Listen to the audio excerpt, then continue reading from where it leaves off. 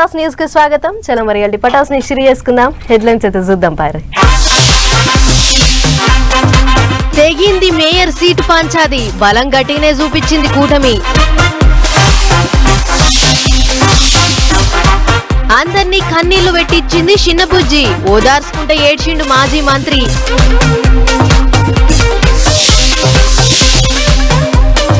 లావణ్య రాజ్ తరుణ్ నడుమ ఓ మంత్రి, మలుపులు తిరుగుతుంది ఇంటి కిరికిరి. చెట్లు గారుస్తున్నాయి అంటుర్రు పబ్లిక్ కు, అదంతా ఉత్తదే అంటుర్రు ఆఫీసర్లు. సర్కార్ బడిలో పెచ్చులు ఊడిపడుతున్నాయి, జర ఉరుకులాడుకుంటూ పోవాలి ఆఫీసర్లు.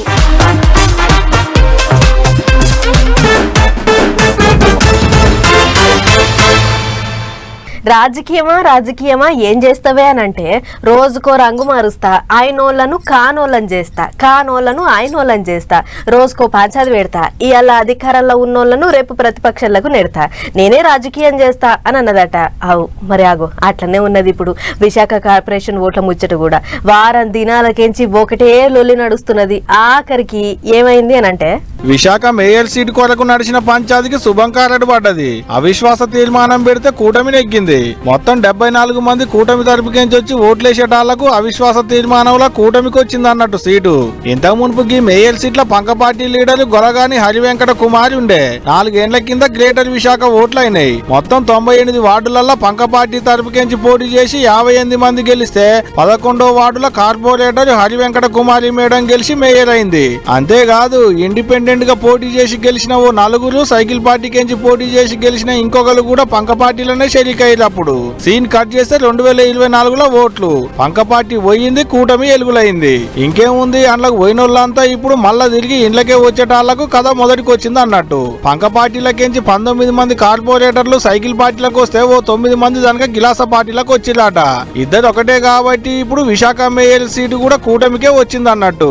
నిన్నీయాల్టి సంది నడిచిన లడాయి కాదు ఇది, ఓ వారం 10 వద్దుల సంది జోరుగా నడుస్తున్నది. పంక పార్టీలకించి కూటమికి వచ్చిన కార్పొరేటర్లను ఏడబుత్కరిస్తారోనని అందరిని క్యాంపులకు పంపించిలాట. అందరిని మలేషియాకు పట్టుకపోయిలాట. ఇంకేముంది, అందరి ఫోన్లు స్విచ్ ఆఫ్. ఆడికించి చక్కగా మున్సిపల్ కౌన్సిల్ మీటింగ్ కే పట్టుకొచ్చిళ్ళు, ఓట్లు వేయించిళ్ళు అనేది పంక పార్టీ వాళ్ళు అంటున్న మాట. అయినా వాళ్ళకిష్టం లేకుంటే బలవంతంగా భయపెట్టి ఓట్లు వేపియలేం కదా అనేది కూటమి లీడర్లు అంటున్న మాట. మొత్తానికి వారం 10 వద్దుల సంది విశాఖ మున్సిపల్ మేయర్ సీటు కొరకు నడుస్తున్న పంచాయతీ అయితే ఓడిసిందబ్బా.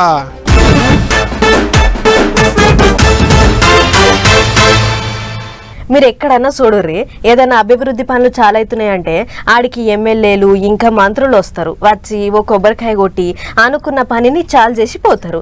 ఏనో ఒకళ్ళు గడ్డపారేసి తవ్వుతారు. అవసరమైతే ఫోటోల పోజుల కోసం 2 తట్టల మన్ను కూడా ఎత్తుతారు. గిట్లా ఏడ చూసినా నాయకుల పనితనం అంతా ఫోటోల మందమే అన్నట్లు ఉంటది. కానీ మీకు మంత్రిని చూపిస్తా, ఆయన పనితనం చూడుర్రి. కష్టజీవికి బ్రాండ్ అంబాసిడర్ లెక్కనే ఉండుగా మన ఏపీ నీళ్ల మంత్రి నిమ్మల సారు. అరే రే ఏం కష్టం, ఏం పనితనం. ఓ రాష్ట్రానికి మంత్రి అయి ఉండి కూడా గిట్ల పారవట్టి సాబాయికి వంగిండంటే సారు పనితనాన్ని ఎంత మెచ్చుకున్నా తక్కువే. ఇక అసలు ముచ్చట ఏంటిదంటే, ఏలూరు జిల్లా పాలకొల్లు దిక్కు స్వర్ణాంధ్ర స్వచ్ఛాంధ్ర అనే కార్యానికి హాజరుపడ్డాడు మంత్రి నిమ్మల రామనాయుడు సారు. అటెనక మున్సిపల్ కార్మికులతోని పని కొంగి నేను కూడా ఓ చెయ్యేత్త పట్టుర్రి అని గిట్ల పార అందుకొని దన్న చెత్త సాగు చేసిండు. అట్టలు కట్టలు పేరకపోయిన చెత్తను చేతిపార అందుకొని చెలుగు పారేసిండు. అట్లని చేసుడంటే ఏదో పోటువోలకు పోజిచ్చినట్టు కాదు సుమా. మున్సిపల్ కార్మికుల కంటే ఇంత రూబడి మీదనే చేసిండు. అటెనక ఓ తట్టల మట్టి ఎత్తి జరిసేపు అక్కల నెత్తులకెత్తిండు. గడ్డపార అందుకొని ఇన్నొద్దులు పేరుకొని పోయిన మట్టి బిడ్డలను తవ్విండు. ఈడికే ఒడవలే, రోజు మీరు చేసి అలసిపోయి ఉంటారు, ఇవాళ ఒక్కనాడన్నా మీకు సాయం చేసే భాగ్యం దక్కని ఈర్రి అన్నట్టు సారే తట్ట అందుకొని పోయి మరి ట్రాక్టర్లో పోసిండు. గిట్ల పో దిక్కు ఎర్రటి ఎండ చంపుతున్న సూత. సీఎం సార్ చెప్పిన కార్యం కంటే ఈ ఎండ పెద్దదేం కాదన్నట్టు చెమట తీసిండు సారు. దూపైతే ఇన్ని నీళ్ళన్నది ఆగిండు గాని పని అయ్యేదాకా ఆంచెల్లి కదలలేదు. జర చేపుకి బుజ్జిని ఒళ్ళె పూసబెట్టుకొని ముచ్చట్లు పెట్టిండు. అగో ఏమో చెప్తాండు. ప్రతి వ్యక్తి కూడా ఆరోగ్యంగా ఉండాలి. ఆరోగ్యంగా ఉంటేనే తన పనులు తాను సక్రమంగా నిర్వర్తించగలుగుతాడు. ఆరోగ్యంగా ఉండాలి అని అంటే తన ఇల్లును ఎంత పరిశుభ్రంగా ఉంచుకుంటాడో పరిసరాలు కూడా అంతే పరిశుభ్రంగా ఉన్నప్పుడే ఆరోగ్యం బాగుంటుంది. ఆ ఉద్దేశంతో ఈరోజు ఆరోగ్య ఆంధ్రప్రదేశ్గా చంద్రబాబు నాయుడు గారి ప్రయత్నం కాదన్నట్టు అయినా నిమ్మల సారుకి ఇదేం కొత్త కాదు. సారు ఏది చేసినా అందులో పూర్తి కష్టం ఉంటది. ఏదో వచ్చినమా పోటు ఓలకు భోజులు ఇచ్చినమా అన్నట్టు కాకుండా పనులు ఓ రోజుకి వచ్చేదాకా ఆంచేలు కదలడు. లెక్కకైతే ఓ మంత్రి ఆర్డర్ ఎత్తే ఇసోంటి పనులు 100 మంది వస్తారు.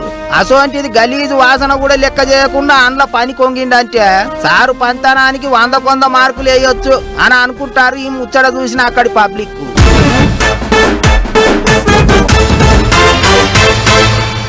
కొంతమంది జీవిత గాథలు వింటే కళ్ళలకించి నీళ్లు పట్ట రాలుతుంటాయి. చూడ్డానికి చిన్న చిన్న కష్టాలుగానే అనిపిస్తాయి కానీ జీవితంలో వాళ్ళకయ్యి పెద్ద కష్టాలు లెక్కనే కనబడతాయి. అగో అట్లా గీషెల్ల చెప్పిన వాళ్ళ బాధలిని మాజీ మంత్రి హరీష్ రావు సార్ కూడా కన్నీళ్లు పెట్టుకుండు. ఆ వార్త చూడుర్రి, మీరు కూడా కన్నీళ్లు పెట్టుకోకుండా అసలు ఉండరు. చెప్తుంటే నాకే కళ్ళలకించి నీళ్లు తిరుగుతున్నాయి కానీ చూడుర్రి. అందరికీ నమస్కారం. నా పేరు సాత్విక. నేను ఇక్కడికి రావడానికి మా అమ్మే కారణం. మా నాన్న సెకండ్ క్లాస్లో చనిపోయాడు. అప్పటి నుంచి మా మమ్మీ కడుతూ నన్ను మంచిగా చూసుకునేది. కానీ నేను మా మమ్మీని ఊరికే తింటుండేదాన్ని. నేను ఇప్పటి నుంచి మా మమ్మీని మంచిగా చూసుకుంటాను. మా మమ్మీకి మంచి పేరు తీసుకున్నాను. మా మమ్మీ డాడీకి వాల్యూ, వాళ్ళ పేర్లకి వాల్యూ ఇస్తాను. ధన్యవాదాలు. ఈ షెల్లె గిట్ల దుక్కటిల్లుకుంటా మాట్లాడిన మాటలకు మస్తు బాధపడ్డాడు మాజీ మంత్రి హరీష్ రావు సారు. అంతేకాదు సారు కూడా కండ్లల్లంగా నీళ్లు తిరిగినాయి షెల్లె మాటలు విన్నాక. అందుకే షెల్లెని దగ్గరికి తీసుకొని ఓదాల్సిండు గిట్లా.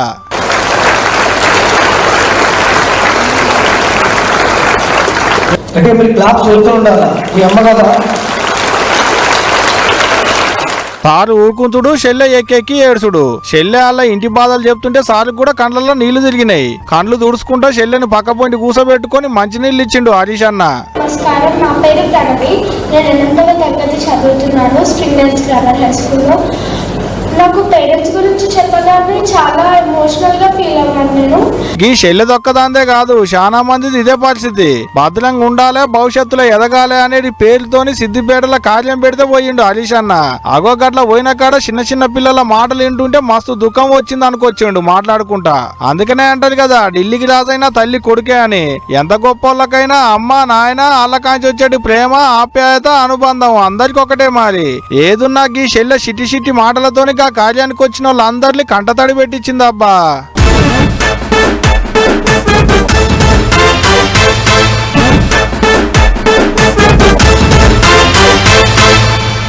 చెప్తే చరిత్ర రాస్తే రామాయణం అన్నట్టే నడుస్తుంటాయి కొన్ని పంచాదులు. Daily serial సాగినట్టు సాగుతుంటాయి. 4 వద్దులు నిమ్మలమైనట్టే అనిపిస్తుంది. అవు అసొంటిదే లావణ్య రాజ్ తరుణ్ల పంచాది. అవు ఇన్నొద్దులు జర్రంత నిమ్మలం అయ్యింది అని అనుకుంటే ఇగో ఇప్పుడు చిన్నగా షెల్కేసినట్టే అయ్యింది. మళ్ళా పోయి పోలీసు వాళ్ళకి ఫిర్యాదు అయిందట లావణ్య. మరి గల పంచాదుల ఇయ్యాలేం నడిచిందో అరుసుకునొద్దాం పార్రి. టాలీవుడ్ ఇండస్ట్రీలో సినిమాల కంటే లొల్లులు పంచాదులతోనే పబ్లిక్ నోళ్ళల్లో పడుతున్నారు హీరోలు. అవు హీరో రాజ్ తరుణ్ అదే కథ. ఇప్పుడు లావణ్య రాజ్ తరుణ్ల పంచాది ఒడిసింది, జనంత నిమ్మలపడ్డది అనుకుంటుంటే ఇప్పుడు మళ్ళా రాసుకున్నది. ప్రేమన్నాడు, పెండ్లన్నాడు, ఆఖరికి దూరం పెట్టిండని కొన్ని వద్దుల కింద హీరో రాజ్ తరుణ్ మీద లావణ్య కేసులు పెట్టిన ముచ్చట ఎరుకున్నదే కదా. అదే పంచాదిలో మళ్ళీ ఇప్పుడు రచ్చ అవుతుంది. ఇప్పుడు లావణ్య ఉంటున్న ఇల్లు వాళ్ళ కొడుకుదాని రాజ్ తరుణ్ వాళ్ళ అమ్మ నాయనలు లొల్లికొచ్చిర్రు. లావణ్య ఏమన్నా తక్కువనా, చల్ ఇల్లు లేదు గిల్లు లేదు వెళ్ళిపోమ్మని ఇంట్లోకించి బయటికి వెళ్ళగొట్టింది వచ్చిన వాళ్ళను. ఇంకేముంది రాజ్ తరుణ్ వాళ్ళ అమ్మ నాయనలు ఇంటి ముంగడ ధర్నాకు కూర్చున్నారు. ఇదిట నడుస్తుండగానే ఇంకో ముచ్చట బయటపడ్డది. మళ్ళా ఆళ్ళ పంచాయతీలకు మంత్రి సార్ వచ్చిండు. ఇంతకు ముందు పోపాలి మంత్రి గారి దగ్గర లావణ్య రాజ్ తరుణ్ కలిసిపోయి 50 లక్షల రూపాయల అప్పు తీసుకున్నారట. అది కూడా ఇంటి పేపర్లు కుదబెట్టి మళ్ళా అండ్ల కూడా బాగా లేసుకున్నారట. నువ్వు ఇద్దరు 35 లక్షలు రాజ్ తరుణ్ తీసుకుంటే 17 లక్షలు లావణ్య తీసుకున్నారట. రెండోడు కొట్టుకుంటుంటే మూడోనికి సందైన అన్నట్టు వీళ్ళిద్దరు కొట్టుకుంటుంటే వాళ్ళ నడిమిట్లకి ఇప్పుడు మంత్రి సార్ వచ్చిండు. 2 వద్దులలో తీసుకున్న పైసలు మిత్తితోని కలిపి ఇయ్యకుంటే ఇల్లును బరాబర్ ఆలుసుకుంటానని మనిషినిచ్చి మతలా పంపించిండట మంత్రి సారు. ఇంకేముంది ఇల్లు ఖాళీ చేస్తా 5 వద్దులలో ఇంటి తాళాలు చేతిలో పెడతానని చెప్పిందట లావణ్య. ఇక అదే అయిందా అంటే కథ కంచికి ఇల్లు మంత్రి సార్కి అవుతుంది అన్నట్టు. ఇంతవరకు మంచిగానే ఉన్నది కానీ ఇంతకుగా మంత్రి సార్ ఎవరు అనేది దాని మీద మస్తు చర్చ నడుస్తుంది. ఇప్పుడు చూడాలేక మంత్రి ఎవరో వీళ్లకు ఆయనకు ఎప్పటి సంధి సోపతున్నదో ఆఖరికి పంచాది ఏమైతుందో అనేటిదిగా రేపు.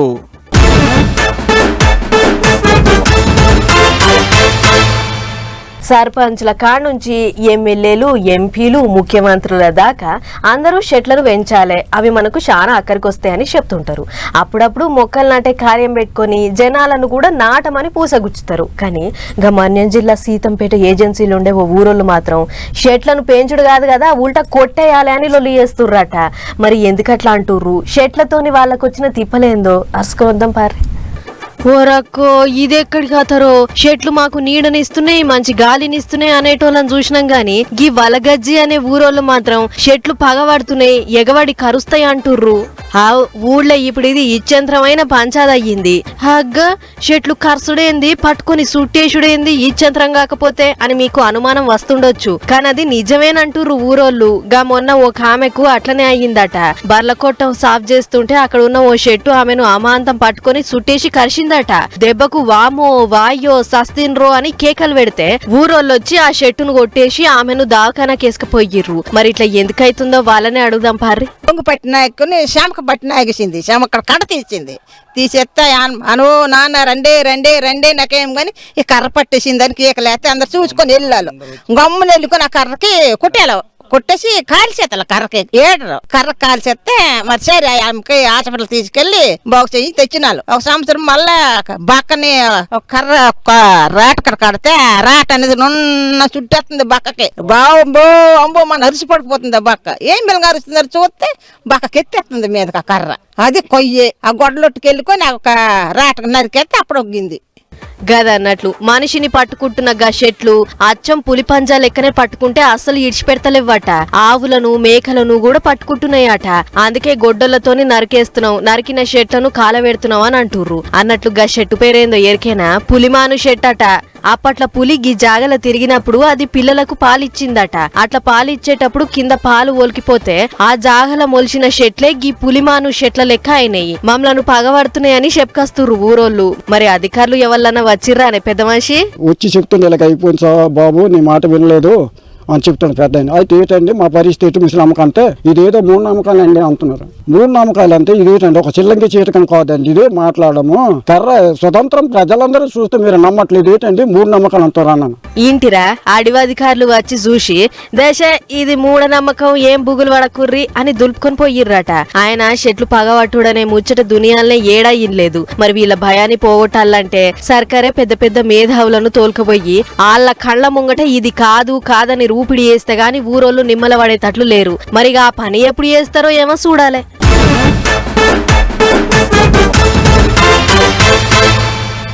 మొన్ననే కదా కామారెడ్డి ఇంకా వికారాబాద్ జిల్లాల సర్కార్ బళ్ల హాలత్ ఎంత గొప్పగుందో చూపించినాము. ఎటు చూసినా పెచ్చులు ఊసిపోయిన స్లాబ్లు, పలుగుడు పట్టిన గోడలు అద్దమూల మెరుస్తుంటే చూసి తరించినాం కదా. గా ముచ్చట ఇంకా మరవక ముందే ములుగు జిల్లాకించి ఇంకోటి వచ్చింది. మరి ఈ బడి ఇంకెంత శక్రం మెరుస్తుందో చూసే ముందు అంత తయారుగా ఉన్నారు కదా. అయితే వేసుకో ఎడిటర్ అన్న సర్కార్ బడి చక్కదనం చూద్దాము.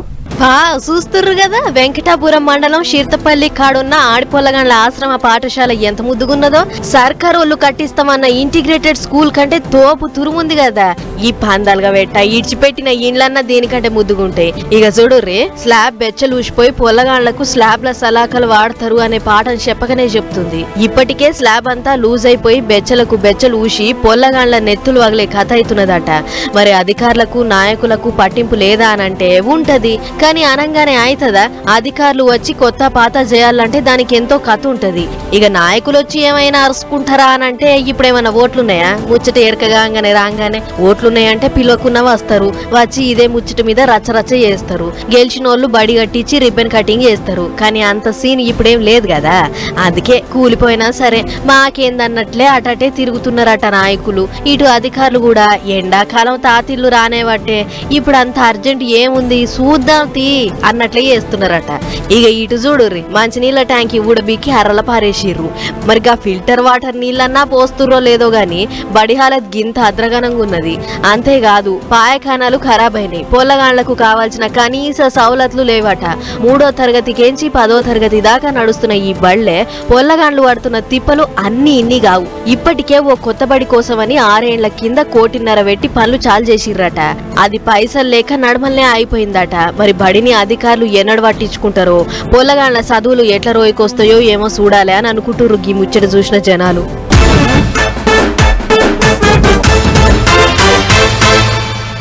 చలో మరి ఇవ్వనమాట ఇవాళ పటాస్ న్యూస్ ముచ్చట్లు ఇంకో ఎపిసోడ్లో మళ్ళీ కలుసుకుందాం. నమస్తే.